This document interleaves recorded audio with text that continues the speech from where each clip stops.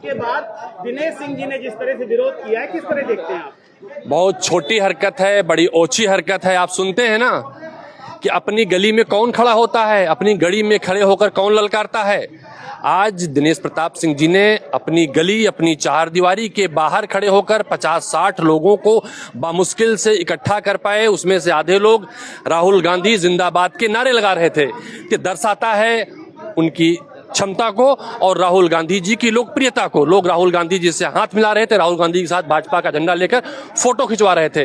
तो मुझे लगता है ये उन्हें अपने मंत्री पद को बचाने की जद्दोजहद है, इसके अलावा कुछ नहीं है। लेकिन मंत्री पद के जद्दोजहद के तहत उन्हें कम से कम अपनी गली से बाहर निकलना चाहिए था और अटल जी की उस पंक्ति को याद करना चाहिए था जो कहते थे कि छोटे मन से कोई बड़ा नहीं होता।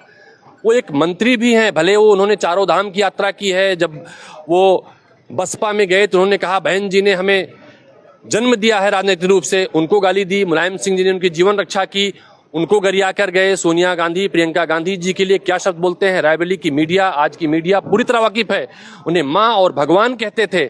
आज उनके भाई के सामने जिस तरह से 25-30 लफंडरों को लेकर खड़े होते हैं तो ये लगता है उनकी क्षमता क्या है। लेकिन भारतीय जनता पार्टी के ऐसे लोग मुबारक। लेकिन रायबरेली की जो धरती रही है, ये पवित्र धरती है, वीरों की धरती है, राणा बेनी माधव जैसे कई महापुरुषों की धरती है। ऐसी कायराना हरकत कोई अपनी गली के सामने खड़ा होकर करेगा तो रायबरेली उसे माफ नहीं करेगी। अच्छा, आपके सहयोगी दल जो है वो पोस्टर लगा रहे हैं, तमाम तरह की बातें लिख रहे हैं। देखिए, ये मैं मानता हूं राहुल गांधी जी संविधान को बचाने की लड़ाई लड़ रहे हैं। राहुल गांधी जी देश में बहुत बड़ी क्रांति पैदा की है। राहुल गांधी जी ने वोटों के अधिकार की रक्षा के लिए संघर्ष कर रहे हैं, वो संघर्ष जारी रहेगा।